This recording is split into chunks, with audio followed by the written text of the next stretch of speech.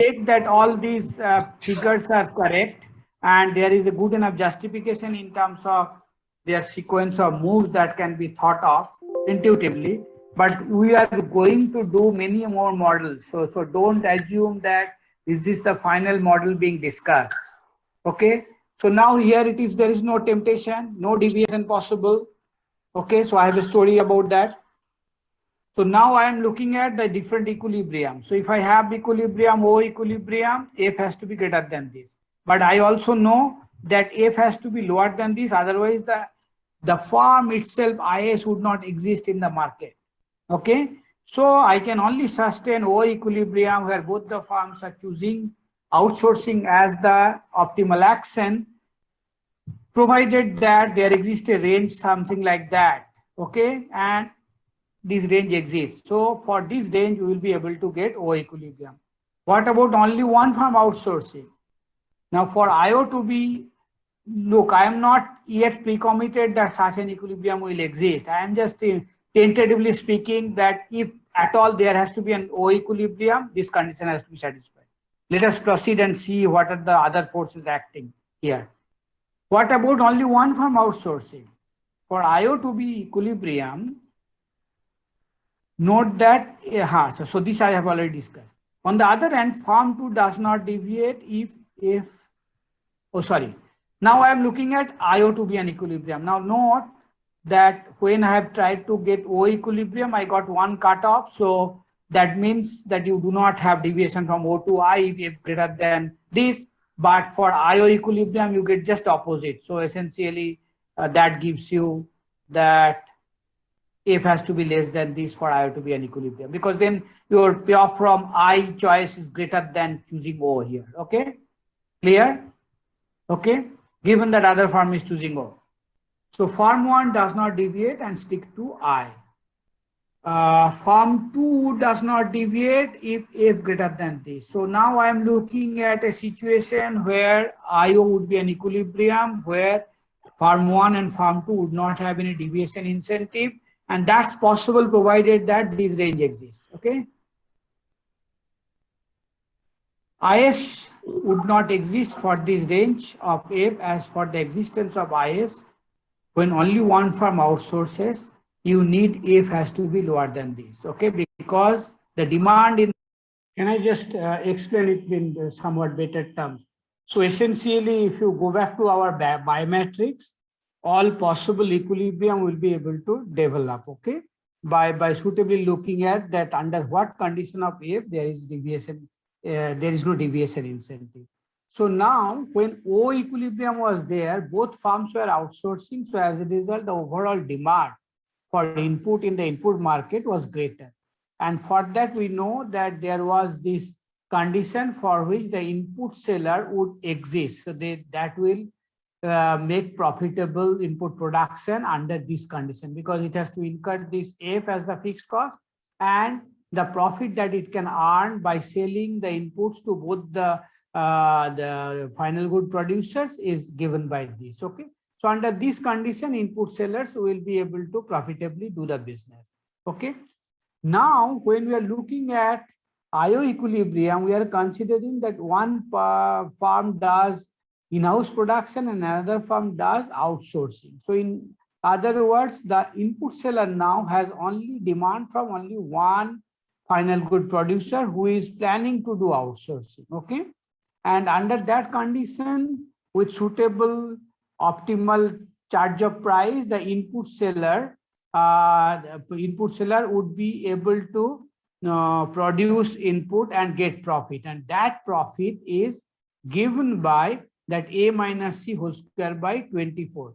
So again, given that F has to be incurred for the input seller, so under IO, if at all you are thinking of there has to be an equilibrium, which means the guy who is choosing O is also going to get the input from the input sellers, provided that it is profitable for the input sellers to actually produce and get profit. Okay, and for that the condition is that it is only supplying to one firm. So this is the profit, and F is the installation cost of that input sellers. So this has to be satisfied.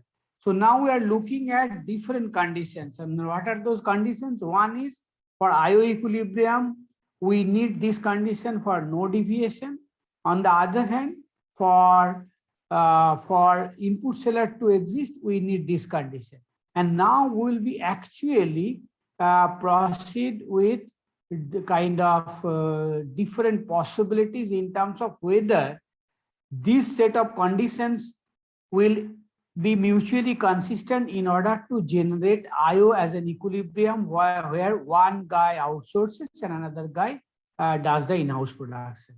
So let us listen to what is being discussed now. The input market is low. Okay.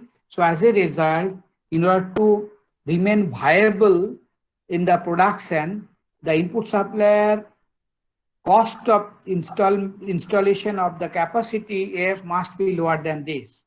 Okay. So that was from the IO equilibrium and the corresponding input supplier's profit. So this was the condition we have already derived. So now you move on to see that if we have such a possibility,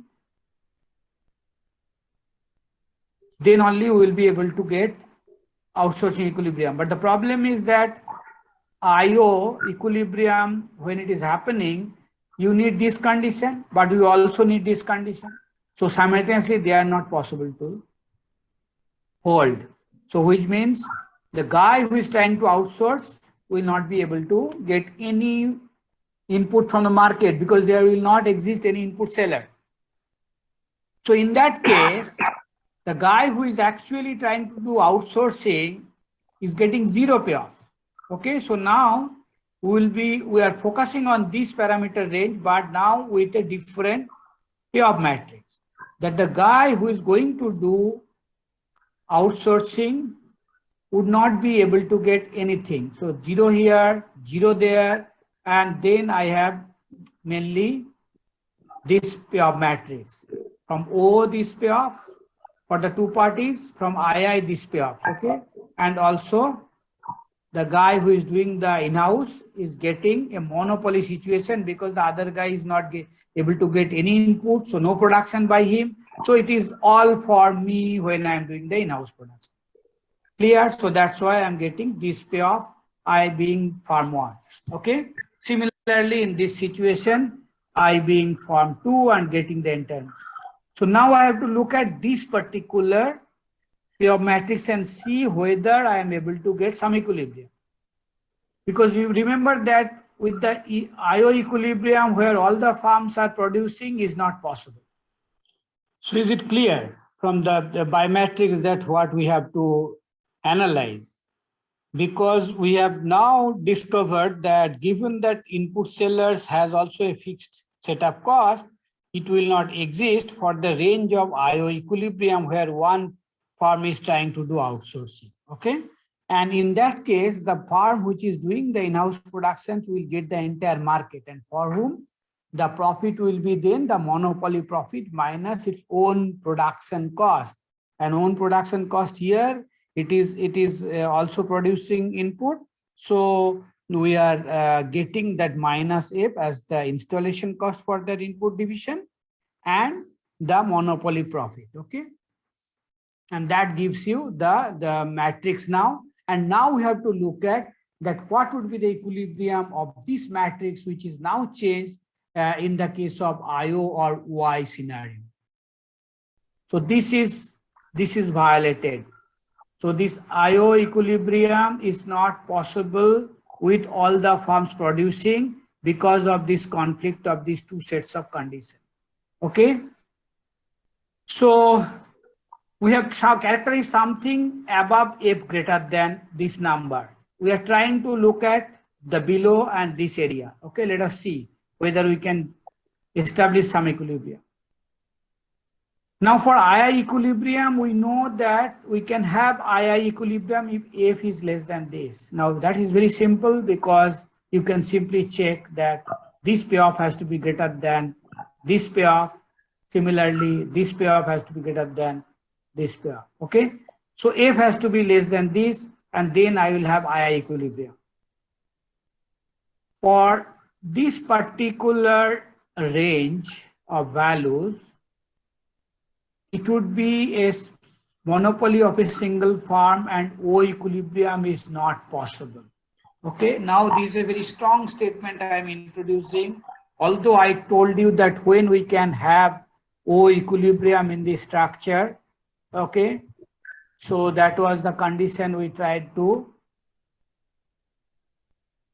So this O scenario, we have tried to have all the profits and then we have written our display of structure and then we have also derived this, okay. So we are tentatively assuming that maybe it is possible to have this scenario and where O equilibrium is possible. But then you have to look at all possible forces. So now we are in a situation that let us focus on this particular range of F and see whether it is possible to have any kind of outsourcing equilibrium where both the firms are doing outsourcing. Now, this statement tells you that it is not possible. Okay. Now, this is 2 by 9 is greater than 7 by 48. So basically 2 by 9 a minus c whole square, that particular place is greater than 7 by 48. Okay. So we were having some O equilibrium where F was greater than 7 by 48. Okay, so let us stick to that range and you can draw a simple real line and then pin down all these. Yeah, Sanskriti, tell me. Sir, I have this doubt that in the yesterday paper that you shared on Piazza, the Yes. paper said that the input supplier would not have the capacity cost, that is the fixed cost F. So why are we taking the fixed cost F here? No, no. So you have read the entire paper? Yes, sir, almost. No, no, no. Almost is the right answer from you, honest answer. You see, that paper, that economics bulletin paper of mine, that's nicely written. So there I have started off with that where there is no F for the input seller, okay? And Yes, then sir. that we can have existence of equilibrium. And then when I introduce F later on, and that's why I'm saying that have you read the entire paper? Okay. Okay. Okay, no. When I introduce F, you will find another proposition where I will prove the non-existence. Okay. And this is essentially what is palatable to the journal. So to prove non-existence, it is a good practice to start with existence and then show the vulnerability of the result with respect to an assumption. Okay. So that is done in a particular paper. Okay. And that paper, what I am teaching now is essentially from that paper. Okay. Okay, thank you. These points like the way it is done here. Okay. So you do that. Then what happens in this interval? Let us ask this question that in this small interval 2 by 9 to 7 by 48. So 2 by 9 is here, 7 by 48 is here. What happens? If one firm does I, the other firm cannot exist. Okay. So this is because 2 by 9 is greater than 1 by 6. Because you know 1 by 6 is a minus c whole square by 6 is the profit of the IS firm. So in this range of F, your IS firm would not exist. So as a result, the other firms would not be able to do the will not be able to exist by outsourcing. Okay, if this particular firm deviates from O to I. Clear? Hence, we have to compare the payoff of O and IO, assuming one firm. Comparing payoff, we get there would be one firm for all values between 1 by 9 and 2 by 9. Okay?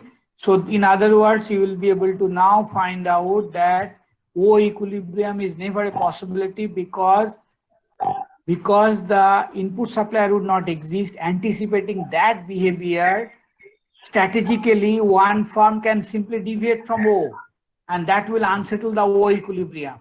By deviating from O, it is actually denying the other guy to remain with O choice because there will be no input supplier. So there will be zero profit for that guy.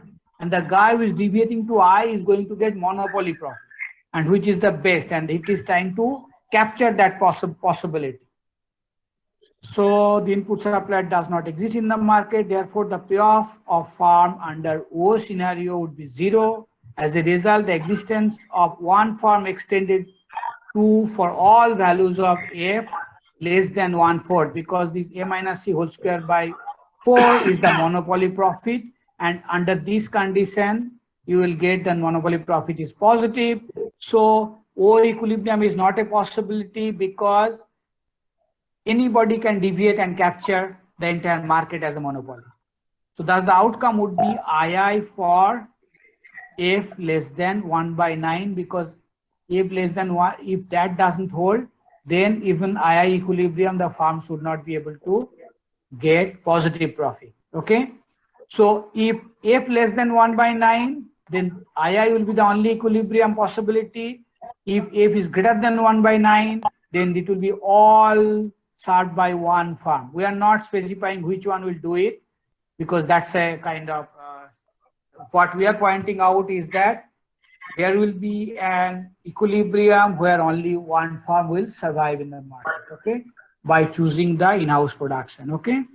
So this gives you that outsourcing is not a possible equilibrium as soon as we have shifted from model 1 to model 2. And what was our punchline? Our punchline was there exists a monopolist input supplier which is actually supplying input to the final good producer, but it has the same technology as the in-house production technology of the final good producers who are already in the final good market. Okay, so we could see that there would be no outsourcing equilibrium in this scenario. So you look at the change from model 1, you have outsourcing equilibrium with competitive input market. Now with the same technology, there does not exist any outsourcing equilibrium. Okay, so economies of scale, which was actually highlighted as a reason for outsourcing by Tsai and Steinbecker with the help of a hoteling model with competitive input supply market, is easily overturned in model 2. And what I did essentially, model 1 is perfectly in sync with Tsai and Steinbecker, but I have just simply changed the input supplier from many to one. Okay. Now, obviously, you can check whether some n number of firms for which outsourcing can still be an equilibrium, and for n below that input supplier number of firms, you may not get the outsourcing equilibrium. So is it clear? Because when we are thinking of, here the main issue is that whether you assume n or one firm or too many firms, like it is a perfectly competitive market, the major driving force is whether the input sellers have fixed cost of production or not. Okay, so that is the crucial part. And then based on that, this result is derived that if the input seller also has the same technology as the final good producers, then it is not possible to have outsourcing equilibrium. And in fact, if you increase the number of firms and with the same F, then you can easily see that that would also require that the existence of those input sellers will be for even smaller range of F, because the competitive profit that the input sellers will earn will be even lower than this a minus c whole square by 24. So that would not help in terms of getting any outsourcing equilibrium. So the crucial difference is whether you have fixed cost being considered as a cost for the input sellers, or you are simply ignoring that fixed cost and assuming that all the input sellers are existing in the market and they are competing. Okay. Now, if you say that they already exist in the market, then the only point of consideration for them is that they will set some price, and based on that price, the final good producers will decide whether to undertake in-house production or to outsource the input from the input sellers. Okay, but there the input sellers will exist because they have already sunk their investment, and we do not consider that fixed sunk cost as any of the as any consideration for their viability, because that's already done. So whenever they get any positive profit greater than zero, and then they will exist there, okay? And for that, they just need to have a price which is greater than their cost of production, that is variable cost of production, okay? So that's how it is to be thought. Any question at this stage? Okay. No, sir. Perfectly competitive market, we are thinking of in number of input suppliers being very large. That's why there is a fixed price of input. Okay. And we are also assuming that there is no fixed cost as such, the way we are assuming here. Okay. But if we reduce the number of input supplier to one, and with the same technology, we immediately get a situation that no outsourcing equilibrium is possible. Now change the scenario a little bit. Now this particular thing which I have highlighted and discussed, you will get a better discussion in one of the online paper that is available by me. So essentially this is an important thing, because earlier belief was that economies of scale, which means that if the market is large enough to justify in-house production, then the firm should be doing in-house production, okay? And if it is not, market demand is not high enough, then people will be outsourcing. But I am simply showing that even with the economies of scale technology, and where everybody has the same technology, even then outsourcing equilibrium is not a possible solution. So the title of the paper is Non-Existence of Outsourcing Equilibrium with Economies of Scale. So you would give my name, and the paper is published in Economics Bulletin. I don't know whether I have mentioned it here. Okay, so write down Economics Bulletin, my name, and non-existence of outsourcing equilibrium with economies of scale, something like that, the title, okay? And there the thrust point was exactly this, not much, okay? So in terms of, if you ask me what is your contribution, nothing, just this paragraph, okay? But if you just write it properly, then you know that you are able to make some contribution which was earlier thought to be true, but can easily be unsettled by taking some reasonable assumption that the input suppliers can have the same technology as the output producers, and economies of scale means that it is good to have all the production concentrated in a single farm. So the existence of monopoly input supplier here is, in a sense, I have weighed my models in favor of the monopolies by allowing that, okay, you produce everything and you reap the maximum benefit of economies of scale. But even then, I could not find an outsourcing equilibrium here, okay? Now the entire thing will be changed. How? If I now imagine that,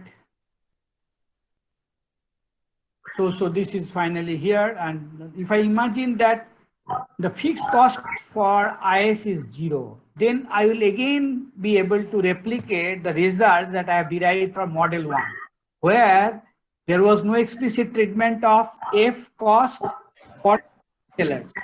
And it was assumed that there exists a competitive input sellers market where there actually the any firm can outsource and get that inputs at a specific price W.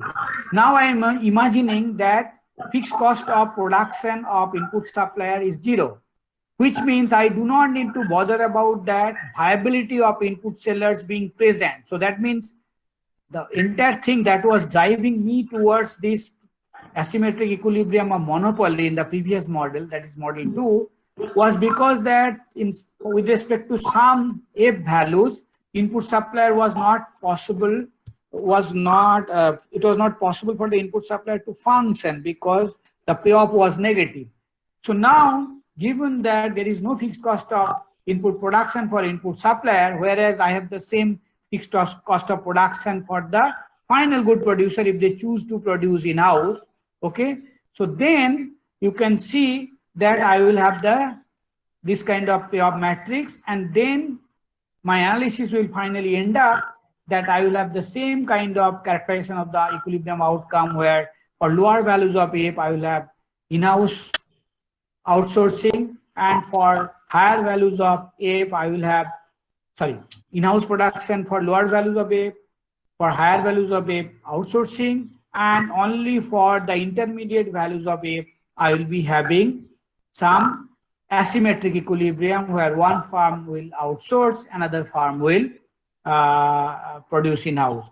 But this we are getting with the monopoly input supplier, but without the fixed cost of production. Okay, so see what changes I am making marginally different, and then I am getting a different kind of result. Okay, now I'm Sir, a question.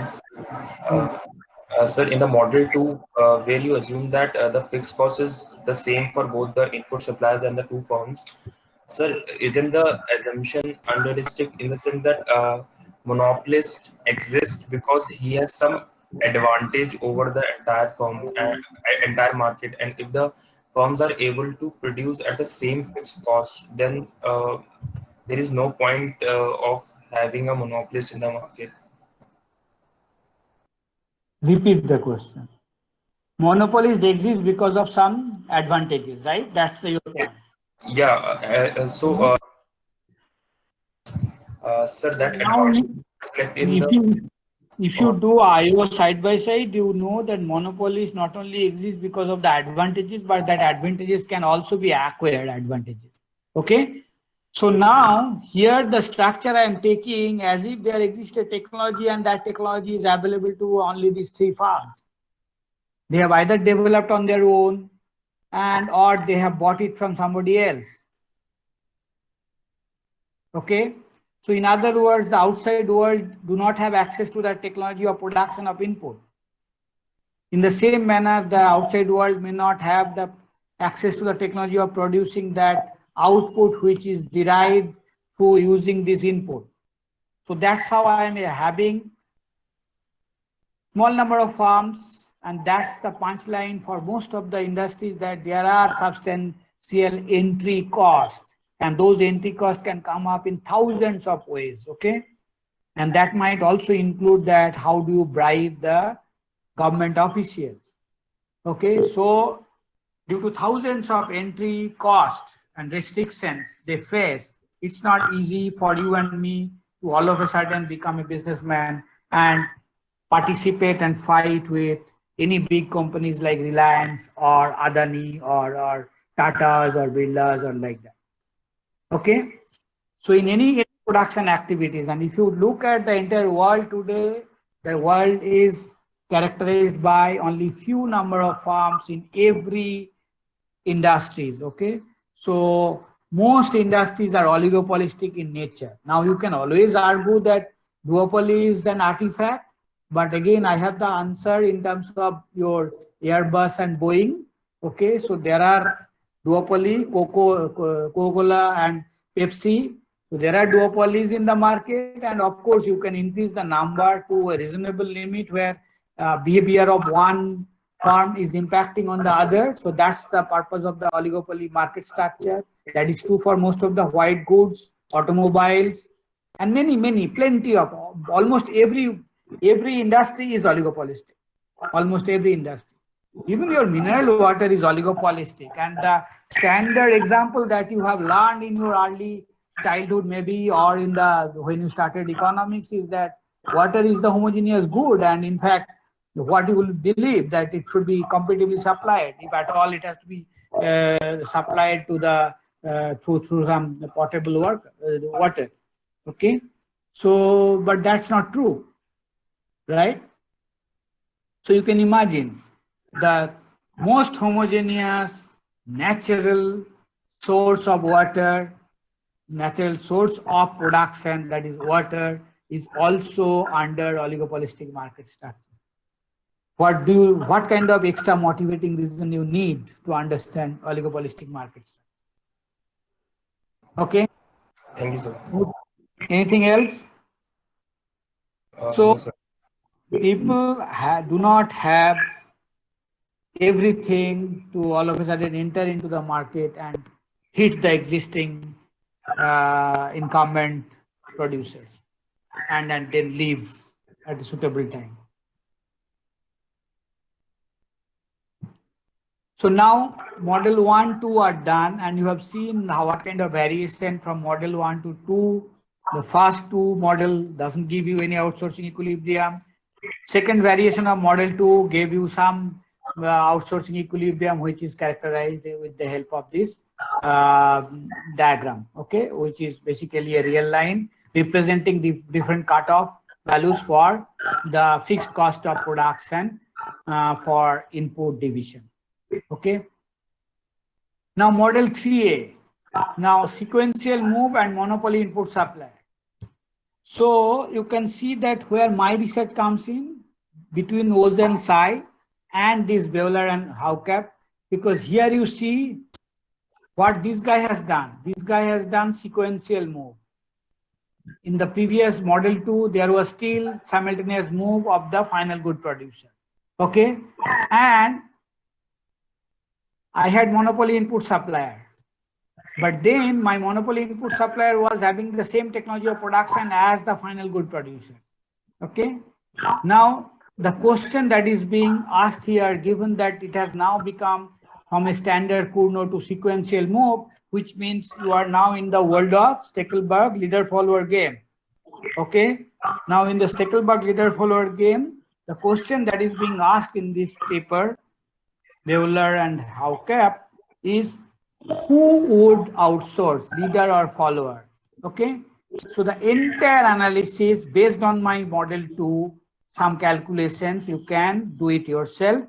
And the only challenging part is that you have to calculate the Steckelberg leader and followers output that will constitute the monopoly input supplier's total demand, then the W, and then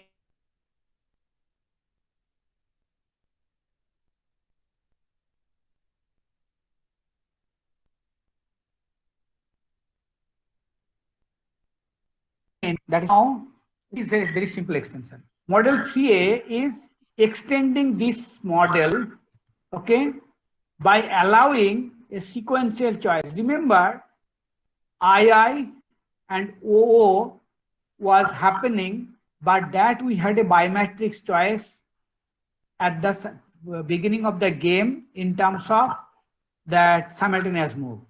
Now, we could not fix this asymmetric equilibrium, that is whether IO is a more likely outcome or Y is a likely outcome. So we were not able to determine it properly. Okay, so we said that both are equilibrium candidates. Okay, so both can be possible equilibrium. So now the sequential move is introduced only at the choice of O and I, but the third stage, that means the final good product market, is still under Cournot competition. Okay, so we'll characterize that. The second model, model 3B, will be stage 3 will be now divided into two parts. It will not be Cournot anymore. There will be then farm 1 chooses to produce first, that is it chooses Q1 first, and then second farm 2 chooses Q2 later. Okay, so that would be our model 3B. So now model 3A is very simple, and from these two equilibrium, so that calculations are all the same. You can simply see that between IO and Y, which one will be chosen by the leader who is making the first choice with respect to O and I. It will simply evaluate the two payoffs that is possible for him. So basically in the same payoff matrix, it will choose that, okay, should I enforce this equilibrium outcome or should I enforce this equilibrium outcome? That would depend on whether I am getting, by choosing I first and inducing the O by the other guy later, this payoff being greater or that payoff being greater. And that ensures that me choosing I first, being the first mover, is a better outcome for me. So the farm 1 will choose I first, and as a result, for these cutoff values, you know that only possible equilibrium is for the other guy to choose O, because if it chooses I, it has a deviation incentive to O. If it chooses O, it will remain there. Okay, so by I choice, I can enforce this equilibrium, which will go in the favor of the leader. Okay. Now model 3B. Here we are making everything sequential. Farm 1 chooses between I and O. Farm 2 chooses between I and O. And farm 1 chooses Q1 first, farm 2 chooses Q2. So this particular model, you need to have this stage solved first. So here you know that farm 1 and 2, depending on what it inherits as the cost of production under different regime, will be playing a Stackelberg game, leader follower. So all the payoffs has to be have to be calculated. Okay, and then once you calculate all the payoffs and do the entire exercise in the same manner, you will find that your characterization will typically change. So these cutoff values are different, and you try to match with them your calculation. You will find that O equilibrium for this range, IO equilibrium for this range, and II equilibrium for this range. Now remember that this diagram and this diagram will be different because here it was Cournot competition, the payoff of the final good producers.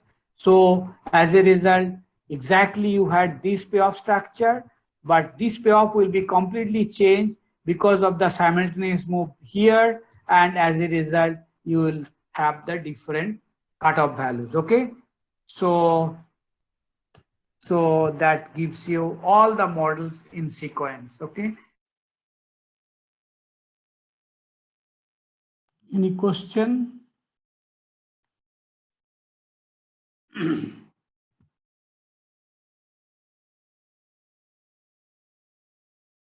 Any question you have?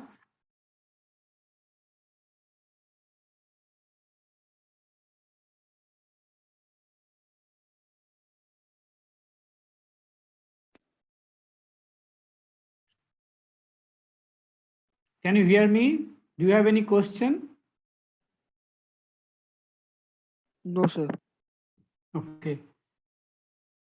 So the Sneha shared with me some names, but here I see Aditya Raj as one of the participants. Have you registered?